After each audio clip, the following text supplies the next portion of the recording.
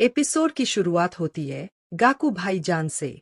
उनके सफेद बाल और काले चश्मे के साथ वो पूरी तरह रेडी बैठे होते हैं।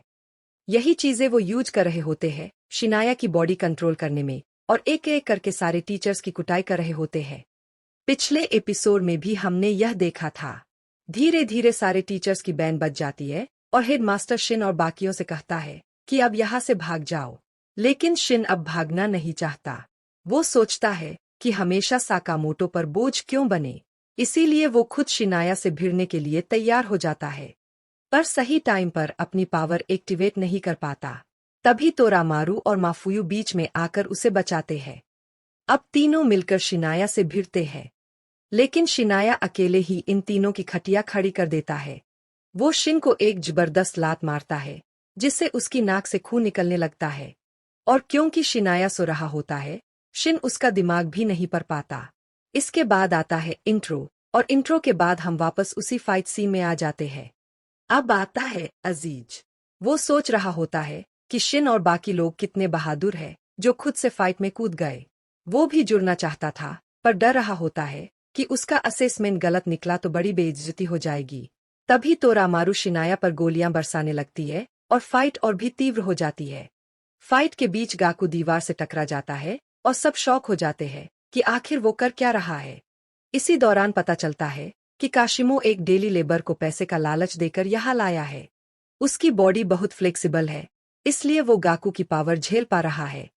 गाकू को लगता है कि ऐसे और लोग इकट्ठा कर लेने चाहिए, लेकिन काशिमो कहता है कि असली टैलेंट तो फेस टू फेस इंटरव्यू से ही पता चलता है।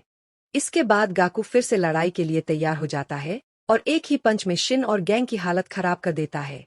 माफुयू को तो इतनी मार पड़ती है कि वो हिल भी नहीं पाता। तोरामारू की भी वही हालत करने वाला होता है, पर तभी काजी एंट्री मारता है और सबको बचा लेता है। माफुयू सोचता है कि शिन की वजह से वो इस झंझट में फंस गया, लेकिन काजी आगे बढ़कर उसे सहारा देता है। तभी माफुयू का गुस्सा फट पड़ता है, और हम सब जानते हैं कि साकामोटो फैमिली के कैरेक्टर जब सठिया जाते हैं तो क्या तबाही मचाते हैं। इधर काजी सोच रहा होता है कि ये लोग इतने खतरनाक दुश्मनों से कैसे लड़ लेते हैं। फिर तोरामारू माफुयू को अपनी गन पर बिठाकर हवा में उछाल देती है और वो शिनाया पर जबरदस्त पंच मारने की कोशिश करता है। पंच इतना स्ट्रांग होता है कि शिनाया का चश्मा टूट जाता है, लेकिन गिरते ही माफुयू भी बुरी तरह घायल हो जाता है। काजी को लगता है कि ये सब लोग कितने बैडेस है और वो खुद कितना बेकार है। तभी शिन उसके थॉट्स पढ़कर कहता है, इतना सोच रहे हो तो कुछ करके दिखाओ। ये सुनकर काजी भी लड़ाई में उतरने का फैसला कर लेता है। सीन कट होता है और दूसरी तरफ साकामोटो, किल बेबी और अकीरा मस्ती कर रहे होते हैं। लेकिन शिन की हालत सोचकर साकामोटो को थोड़ी चिंता भी होती है। उधर माफुयू के पंच से शिनाया का सिस्टम थोड़ा गड़बड़ा जाता है और उसकी एक आंख ठीक से काम नहीं करती। वहीं हमें पता चलता है कि काजी दूर की आवाजें सुन सकता है और इन्हीं आवाजों से शिनाया के मूव्स को प्रेडिक्ट कर पाता है। लेकिन शिनाया जमीन पर मुक्का मारता है और सब लोग एक केव में गिर जाते हैं। अब वो चारों तरफ से घिरे हुए हैं।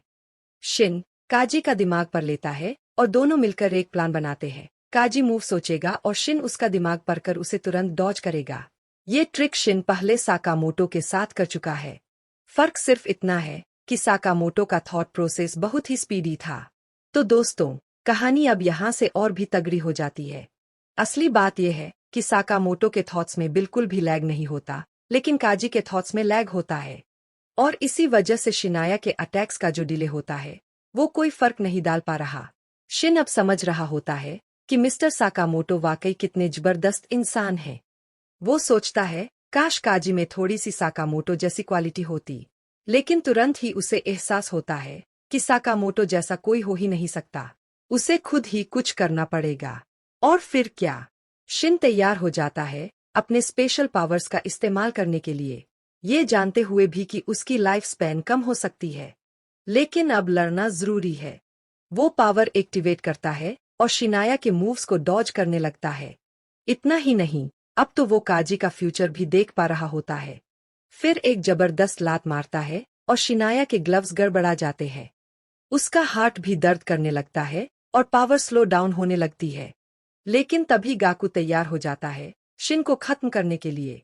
वो शिनाया की बॉडी तोड़ने ही वाला होता है, पर काजी बोलता है, बस मुझे थोड़ा टाइम दिला दो, मैं कुछ बड़ा करने वाला हूँ। फिर शिन और शिनाया की फाइट जारी रहती है और काजी पूरे ध्यान से गाकू के मूव सुन रहा होता है। काफी देर तक सुनने के बाद काजी को सारे मूव्स याद हो जाते हैं और फिर वो शिनाया पर घूंसे बरसाना शुरू कर देता है। शिन ये सब देखकर हैरान रह जाता है। तभी उसे समझ आता है कि यही वजह है कि काजी को टोरामारू की तरह स्पेशल रिकमेंडेशन मिला है। काशिमो ये सब देखकर कहता है, अब बस हमें म्यूजिक बजाना होगा ताकि काजी कुछ सुन ही पाए, लेकिन गाकू कहता है, नहीं, अब तो मजा आ रहा है, और वो फिर से लड़ाई का मजा लेने लगता है। शिन और काजी अब शिनाया के काफी करीब पहुंच चुके होते हैं और क्योंकि शिनाया को गाकू कंट्रोल कर रहा है तो गाकू के पास जगह नहीं होगी तो शिनाया भी फंसा रहेगा। लेकिन शिनाया तो वॉल तोड़कर भी निकल सकता है, इसीलिए शिन उसके अटैक को डॉज करता है और दोनों मिलकर फाइनल ब्लो देने वाले होते हैं। लेकिन ध्यान रहे, गाकू अपनी पूरी ताकत नहीं लगा रहा था, बल्कि शिनाया की बॉडी की लिमिट्स तक खेल रहा था। फिर भी वो दोनों की ऐसी धुलाई करता है कि पूछो मत। खासकर काजी की, उसकी तो पूरी लेफ्ट साइड उड़ जाती है।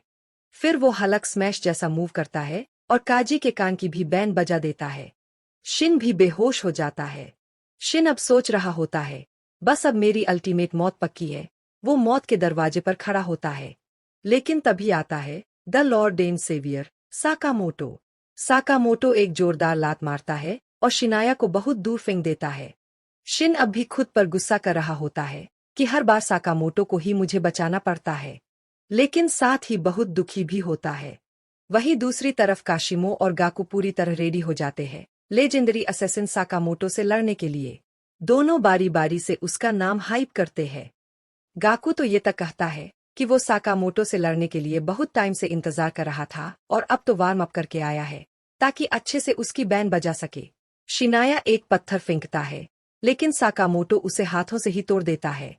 फिर शिनाया दीवार तोड़ देता है और साकामोटो शिन से कहता है, तुम काजी को ऊपर ले जाओ।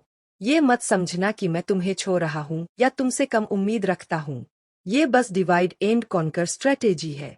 तुम काजी की जान बचाओ, मैं शिनाया की बैंड बजाऊंगा। और फिर क्या, साकामोटो खुद दीवार तोड़ देता है। अंदर से बहुत सारा पानी भर जाता है और शिनाया उसमें बहने लगता है। साकामोटो उसे वही पानी में जबरदस्त मार लगाता है। गाकू दूसरी तरफ बच्चों की तरह रो रहा होता है। साकामोटो फिर शिनाया को खींचकर उसी प्लेन में ले आता है और उसे पायलट सीट पर बांध देता है। फिर कहता है, मेरे दोस्त को चोट पहुंचाने की सजा तुम्हें डिपोर्ट होकर चुकानी होगी। और इसके बाद शुरू होती है लात घूसा स्पेशल। शिनाया बहुत कोशिश करता है कि प्लेन का यूज करके साकामोटो को हरा दे, लेकिन साकामोटो सिर्फ एक नोटबुक से उसे बहुत दूर तक धकेल देता है। अब शिनाया का पूरा इक्विपमेंट डैमेज होने लगता है और उसे पता चल जाता है कि एंड नजदीक है। फिर साकामोटो अपना सबसे खतरनाक मूव करता है। शिनाया प्लेन के विंग पर खड़ा होता है। साकामोटो उसके ऊपर कूदता है, उसे हवा में उछालता है और फिर प्लेन के पहियों को इतनी तेज घुमाता है कि शिनाया हवा में उड़ जाता है और हवा में ही साकामोटो उस पर सीधा विंग से वार करता है। अंत में शिनाया की असली बॉडी पानी में गिर जाती है और उसका इक्विपमेंट भी पूरी तरह से खत्म हो जाता है। और दोस्तों, इसी के साथ ये धमाकेदार एपिसोड खत्म हो जाता है। तो गाइस, आपको ये एपिसोड कैसा लगा कमेंट सेक्शन में जरूर बताना। चैनल को सब्सक्राइब करना, वीडियो को शेयर करना और लाइक करना बिल्कुल मत भूलना।